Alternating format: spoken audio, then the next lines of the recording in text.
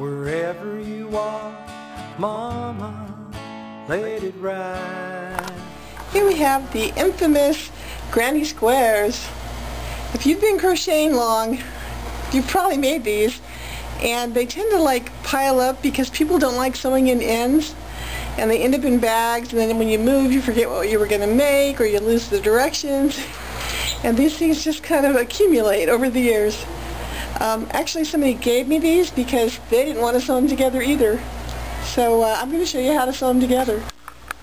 Now usually granny squares like these were made for a baby blanket, I think, or people make them for afghans, but there's all kinds of small projects you can make if you just got a few of them finished. You can make pillows, sachets, you know, all kinds of things out of granny squares, vests, hats, so that's kind of going to determine how you sew them together.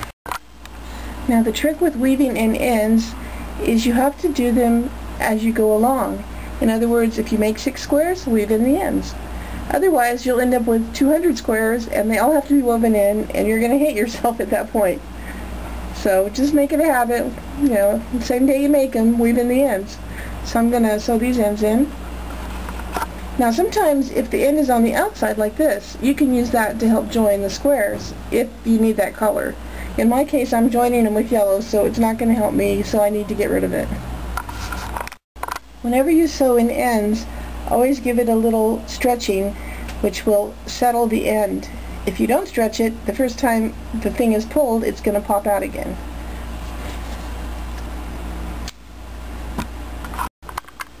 Once you get the ends sewn in, figure out where you want each piece to go. In this case, I'm making a pillow top perhaps, and so I'm going to do 2 by 2, and it helps once you get the whole thing laid out, especially if it's a big thing like a bedspread, to take photographs of it with your camera and print it out on your computer, and that way you have a reference. If you don't have a computer, then you can always sketch it out on paper, but since you're watching me on the computer, I'm assuming you have one. Now to make this easier to follow, I'm going to use yellow yarn to sew these pieces together.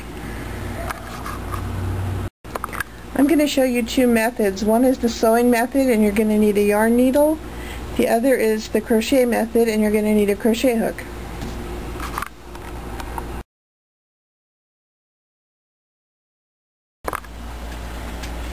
Join your yarn in one of the corners. Now your granny square may look different, so count the number in the corner and find the center. In which case this one's easy to see. You can see a line that goes up that way. Now I used to tie it at the end. I don't do that anymore. Now I tie it somewhere in the middle. That way I can sew in both directions. So go ahead and make a knot there.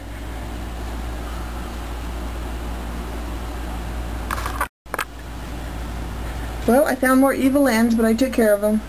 So figure out which side you want on the front. Usually one side looks a lot better than the other one. These look about the same. Put your 2 right sides together. Now I'm going to do what's called the overcast stitch along one side of this.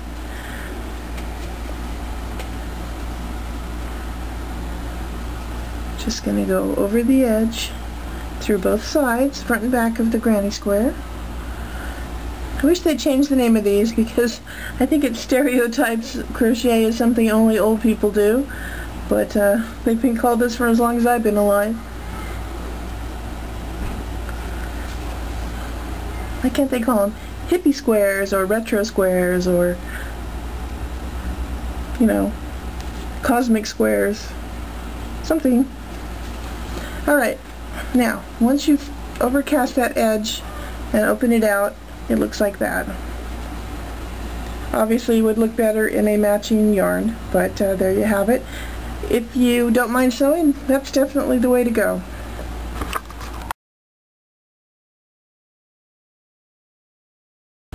Now if you'd rather crochet your edges together, you can do that too.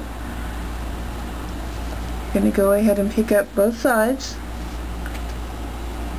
Wrap your yarn around your pinky or whatever method you normally use. And I'm going to single crochet these together. Pull up 2 loops.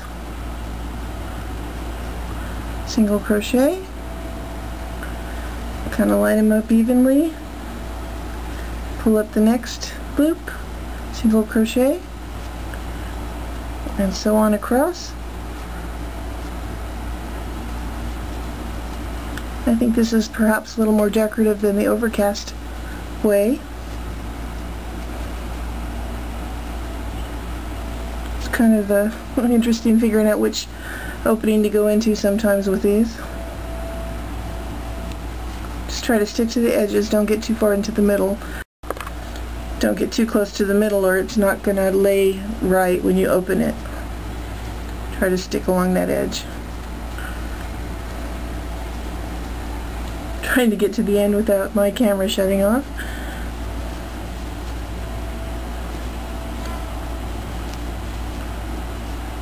Alright, I'm almost to the corner. Don't go too far into the next row.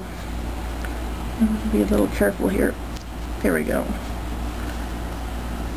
Now when you open that out, it looks this way on one side or this way on the other. So you need to experiment to figure out which look you like better. Now I'm going to go ahead and pull the end through and finish this particular one. I'm going to do a bunch of 2x2s like that, just 2 together until I have a whole row. Now if you look at the top view, you can see the classic V.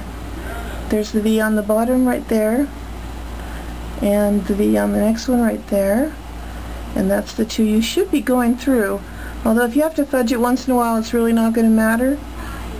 It's not going to show in all of the texture anyways, but that's kind of what you're aiming at. See that? Depending on what pattern you're doing, those are sometimes hard to find if they're puff stitches and whatnot. Now I've got 2 of them together, so what I'm going to do is fold them right sides together and do the same thing along this edge. Now this piece could be quite long if you're joining like 8 of these at a time or 20 of these at a time. I've just got the 4 so you can see what I'm doing. Now I could start with a whole new piece of yarn over here, but I've got these long leftovers, which I tied that way on purpose, because now I can just start here and use up that yarn and have a few less ends to weave in. I'm going to just single crochet down this one. I'm having trouble finding the loop. There it is. There we go. And then of course when this is all done you have more ends to weave in. I know you like that part. And whenever possible, here's a little end, crochet over the ends so you don't have to sew them in later.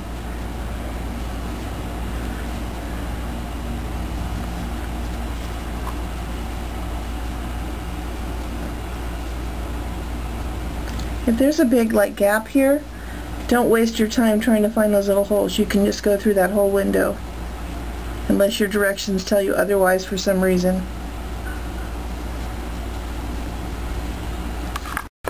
I just made a discovery. If this part is on your front, then you want your wrong sides together when you do the next row. That way it'll be on the front too. Now if I wanted to make this into a pillow, I would take 2 of these, put them wrong sides together, and then either single crochet or overcast stitch 3 of the sides together, and the 4th side would be left open to put the pillow form into if I bought one, or if I was just going to stuff it. You know, you might not want to do that because it would come out through the holes, but you could put a liner in there and stuff it. Now if you don't like this texture, do the overcast stitch. Now in the world of crochet there are lots of ways to do things. That's just 2 methods, but I'm sure there are others. So have fun joining all your granny squares together, and I'll see you soon. Toodles! Wherever you are, Mama, let it ride, let it ride. I'm not really sure there are any for you on the other side. I should have told you, you never know when it's your time to die. So never go faster than angels can fly.